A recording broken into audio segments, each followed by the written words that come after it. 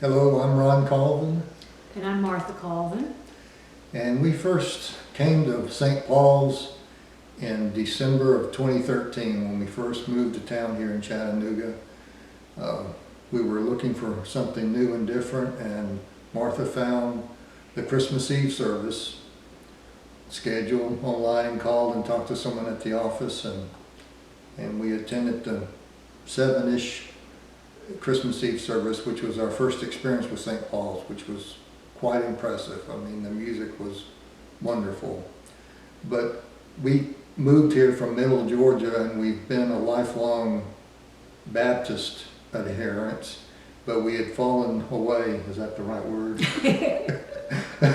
From that tradition in the last few years, and we were looking for something different, and especially since we're new in Chattanooga, there were more opportunities. So we spent 2014, we did attend the confirmation class at St. Paul's that spring, but we didn't commit. We wanted to explore further. So we explored through 2014 and then came back and redid the confirmation class in 2015. Slow learners. Yeah. And at that point, we decided, yes, St. Paul's is where we want it to be. So that's how we kindly adjusted into St. Paul's. So. One of the reasons I love St. Paul's is because we were accepted from the beginning, even before we were confirmed. And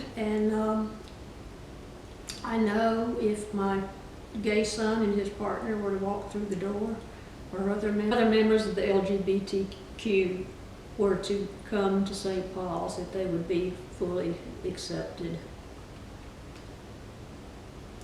And I mean, it was the opportunities for service, and like Martha says, the welcoming, open attitude. What we had, what had kind of pushed me away from faith and faith life was the closing out or the pushing away that we were experiencing in our other tradition. And so coming to St. Paul's and visiting other Episcopal churches in the area, this was a breath of fresh air. And it was also what attracted us to St. Paul's was that atmosphere, the music, and also the fact that the congregation was of all ages.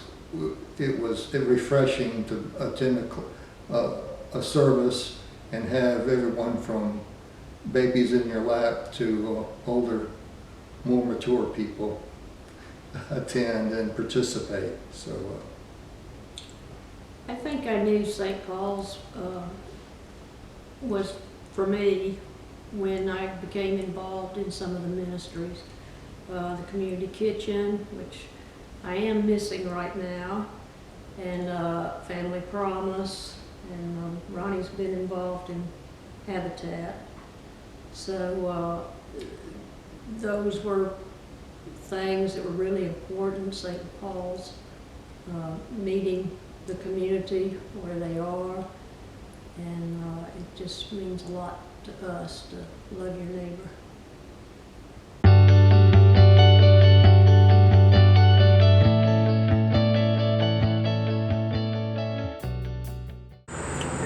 My name's Jeremy Weldon, and I have been going to St. Paul's since November 2008.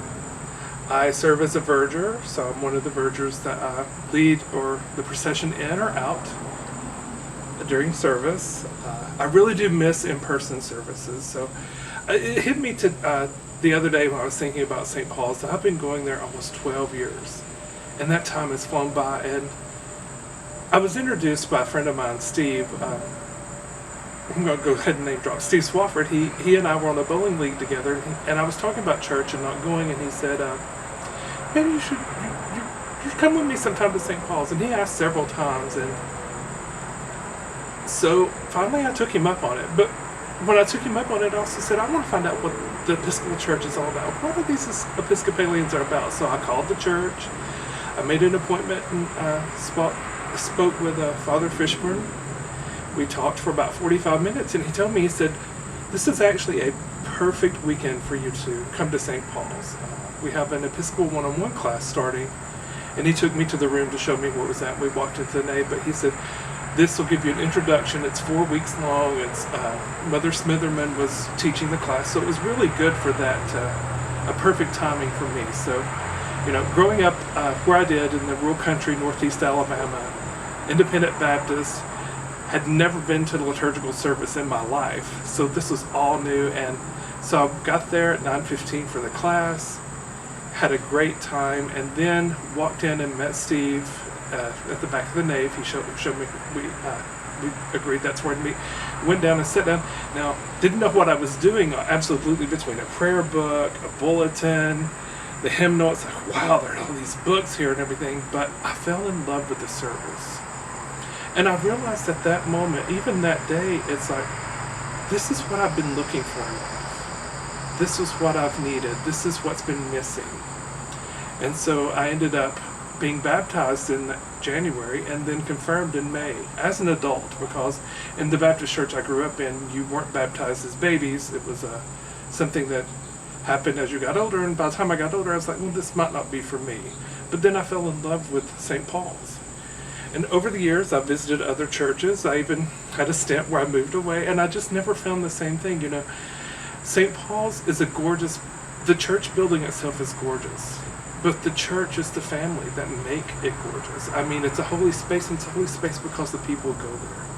And I so sincerely do miss the in-person services and look forward to getting back to it.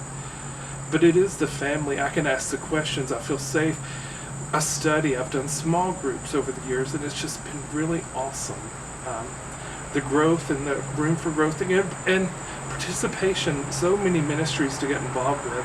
I recommend when we get back to it, if it's offered, a gifts and talents workshop. There are so many ministries people don't even know are going on that people can participate in and members can get involved with, and it's just enriching of the life, and it just sort of helps build a stronger bond. And another area I love about St. Paul's is, we have the Memorial Garden in the Labyrinth, and we have St. Catherine's Shelter that's going on all the time, and it's just such a great place to belong, and that's why I love St. Paul's.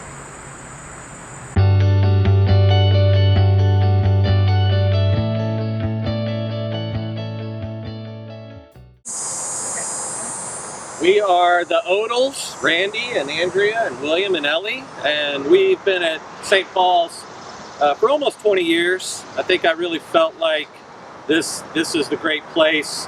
This is our place when we had William's christening. That kind of solidified it for me. You guys don't remember your christenings, of course, but you have like some amazing St. Paul's memories that stand out that make you feel like it's a home. I like doing games with youth group. That's always been fun, especially during the lock-ins. That's so much fun. Oh yeah, I like the lock-ins because then they're not with me. I'll say that just the other day I was thinking about how COVID Christmas, how's that going to happen? I was like, it's not Christmas without the St. Paul's Christmas Eve service. It's just not. And so it'll be weird not getting to be there, especially no silent night. But one of the best parts of about St. Paul's to me is the Christmas Eve service and the Easter too. Yeah. I love the people of St. Paul's. I love my friends. I always find it interesting when people talk about their church friends, because I don't think that. These are my people. They're my friends. And I miss my friends, but I'm glad I still have the ability to keep in touch with my friends right now. I miss breakfast. But I've said that Sunday morning breakfast every day just makes it. I mean, that transformed us. It made it so much easier to get everybody eager to get out of the house and get to Sunday morning church, and having that kind of social community before worship is such a great thing.